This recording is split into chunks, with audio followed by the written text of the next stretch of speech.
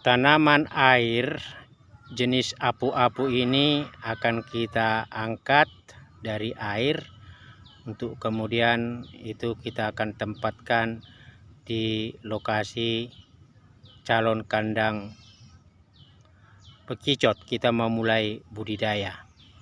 Nah, kita kemarin sore sudah mengambil tanaman apu-apu ini dan kita sudah masukkan ke karung.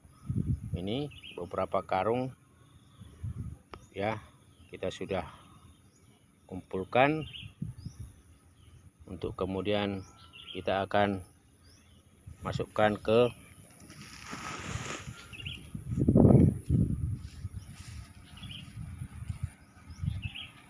tambahkan ke tempat ini. Nah, ini apa ini sedulur? Ini kegiatan apa lagi nih? Jadi kita sebenarnya sedang memanfaatkan nilai lahan ya, daripada ditumbuhi oleh gulma dan rerumputan. Nah, ini kita sekarang lagi mencoba berkreasi lanjutan setelah budidaya ayam kampung. Nah, tadinya setelah pepohonan ini ditebang, dedaunannya, cabang dan rantingnya, kita berpikir kandang itu kita akan jebol untuk menjadi tempat pintu keluar ayam-ayam dari kandang dalam untuk airnya diumbar di tempat ini. Tetapi setelah melihat sharing dari teman-teman, sepertinya secara ekonomi ya, nilai pengorbanan dan hasil itu relatif lebih positif perawatan bekicot, budidaya bekicot, karena pengorbanannya tidak terlalu banyak, biaya yang dibutuhkan tidak banyak, sederhana, dan mata rantai aktivitasnya juga tidak begitu ribet. Sementara proyeksi hasil bisa dipastikan itu lebih positif selama beberapa persyaratan dan ketentuan budidaya itu secara standar dilakukan. Nah, ini kita sekarang lagi buat persiapan kandang bekicot ini.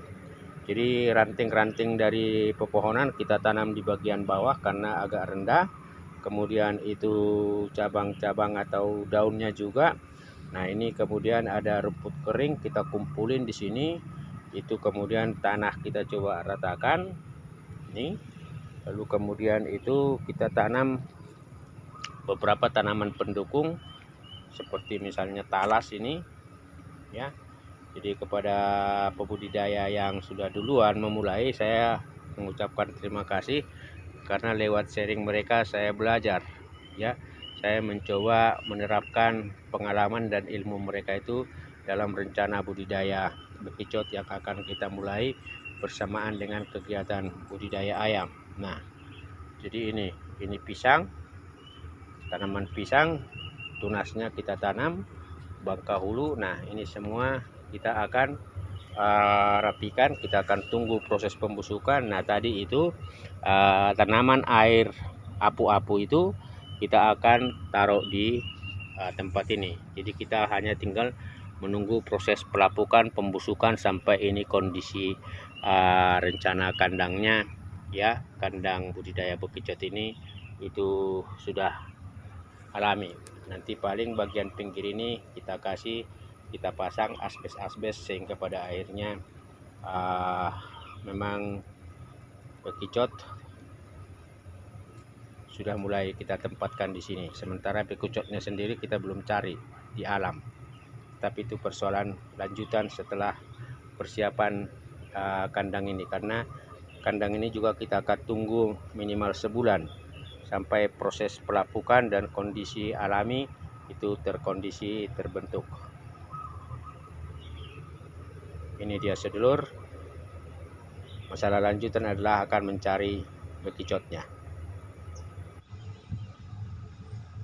Ini adalah prakondisi pembuatan kandang, ekosistem dan habitat dari rencana budidaya bekicot yang kita mau lakukan setelah kita boleh dikatakan itu sudah terukur teruji dalam melakukan budidaya ayam. Nah, ini kita kondisikan dulu ekosistemnya yang alami, dan untuk nantinya kita lihat tahapan berikutnya. Tetapi minimal ini akan kita tunggu hampir 3 sampai 6 bulan prakondisi ini sebelum kemudian kita lanjutkan bagaimana melakukan pola-pola budidaya bekicot yang lebih terukur.